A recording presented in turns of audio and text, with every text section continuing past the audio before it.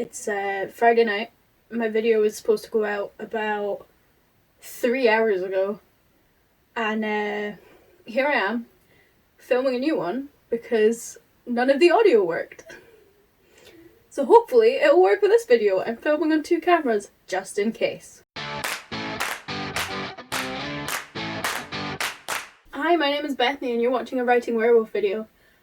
My plan for this week to actually do another installment of my YA as an adult series. I was going to focus on the Raven Boys. I went to go and edit the video last night and there's no audio on it at all. It's just this weird blur. With any luck, hopefully this'll work. This might actually be a blessing in disguise because I've decided to change my idea. Since it's Valentine's Day on Sunday, I thought I could do something topical. And so here I am with my little bear friend. I'm going to rate popular fictional relationships. I'm giving each couple a ranking out of 10. That's it. That's all I'm doing. So let's do this. Quick disclaimer before we begin. It's been a while since I've read some of these. Sorry, there's 2 disclaimers. It's been a while since I've read some of these. So this is just what I remember from the first time I read it. However long ago that may have been. Second disclaimer, I decided on this video very last minute. And as a result, have gathered together the most popular relationships that I can remember reading about. So whether or not this is going to be a great video, we'll find out. I may butcher some pronunciations of names, probably most of them, but we'll deal with that. We'll cross that bridge when we come to it. So starting us off, we're looking at the Lunar Chronicles by Marissa Mayer. So I really enjoyed these books. So there are 4 main books and 4 corresponding ships that sort of go with each book. The first is obviously Cinder and Kai. Cinder and Kai get 7 out of 10 for being endgame from the very start. I did like their relationship. I thought it was a really good retelling of Cinderella. I'm hoping to not end up ranking the books. Like instead of ranking the relationships, but we'll end up doing it. I know we will. But yeah, Cinder and Kai get 7 out of 10. Scarlet and Wolf from the second book. I liked both of their characters individually, but together they didn't have that sort of they didn't have the chemistry that I was really hoping they would. It's also a strange retelling of the Little Red Riding Hood. So that's a 5 out of 10. Yeah, we'll give that one a 5 out of 10. We've come to Cress and Thorn, who are my personal favourites out of the entire series. They're 11 out of 10. Can't get any better. I love it so much. It's also a bit of a slow burn because they spend most of... Cress's book is the 3rd book in the series and they spend most of Cress's book together, but nothing happens in their relationship until about the middle of the 4th book. And the 4th book's quite long, so it is a wee bit of a slow burn going from their introduction. But I love it so much. And then you have the final relationship that appears in the final book, Winter, and that's Winter and Jason. They get a 6 out of 10 because obviously this is a childhood friendship that evolved into a relationship, which is adorable. We love that. But they don't get a lot of page time, which is purely the reason they're being marked a bit low, because obviously they have to share their book with everybody else who's been introduced before. So there wasn't that much for them, unfortunately. But yeah, so that is the Lunar Chronicles. Come to another Marissa Mayer book now. Renegades. I really like this series. I read it for the first time last year. And I read the first book. I had the first book on my shelf for ages, and I read the first book, and then I decided to basically I happened to be going out to a shopping centre with my friends, and I bought both of the next 2. I bought the rest of the series. They have different covers, but I don't care because I want to read it that badly. So the main relationship in this book is Nova and Adrian. Nova is a supervillain and Adrian is a superhero, and Nova basically goes undercover as a superhero, gives herself a different name, and joins Adrian's team in an attempt to infiltrate the superhero headquarters. It's an excellent plot. It's an excellent story. But they get a 9 out of 10 because not only are they enemies to lovers, but they are enemies and lovers and friends at the same time, and that you cannot beat that. You can't beat that. You simply cannot beat that. So that's a 9 out of 10. Here's where the butchering starts. We come to a court of thorns and roses. I intend to do a whole series on this later, but you have two main relationships with the main character in these books. So you have Farah, I don't know how you say her name. I think it's Farah. I'm going with Farah. Farah and Tamlin, who are the initial relationship, which lasts for all of this book and nothing else. They get a 7 out of 10 because it's not a bad... Going into this book, I thought it was a Beauty and the Beast retelling because that was how it was sort of described. It wasn't necessarily a bad Beauty and the Beast retelling, so 7 out of 10. Yeah, the first one wasn't that bad. I was very confused when the second book immediately posed Tamlin as a villain. Like, I was quite concerned. I was quite confused when that happened, but because I thought it sort of came out of nowhere. So Farah and Tamlin get a 7 out of 10.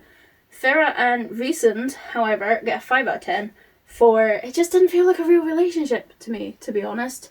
And maybe I'll like reevaluate my opinion when I reread it.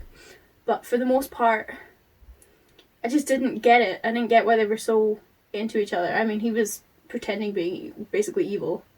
Turned out he was a big softie the entire time, and he had dreams and stars, and it just felt really fake. It didn't feel real at all. Both aspects of his personality felt like he was faking both of them. But yeah, moving on from that, The Raven Cycle, which was the book I was supposed to be reviewing this week, or the series that I was supposed to be reviewing this week, which will be moved to next week, hopefully.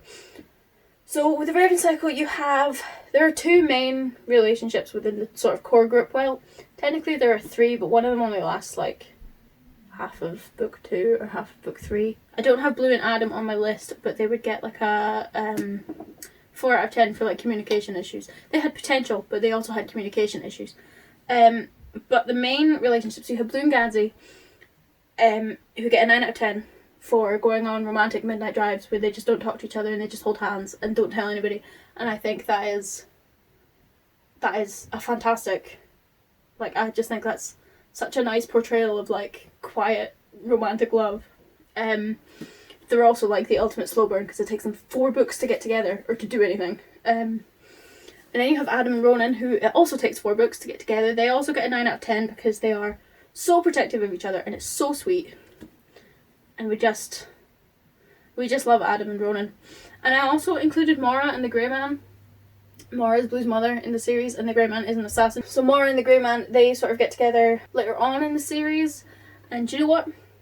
They get a 7 out of 10. But that's purely because of their job choices. Our next series is the Six of Crows duology.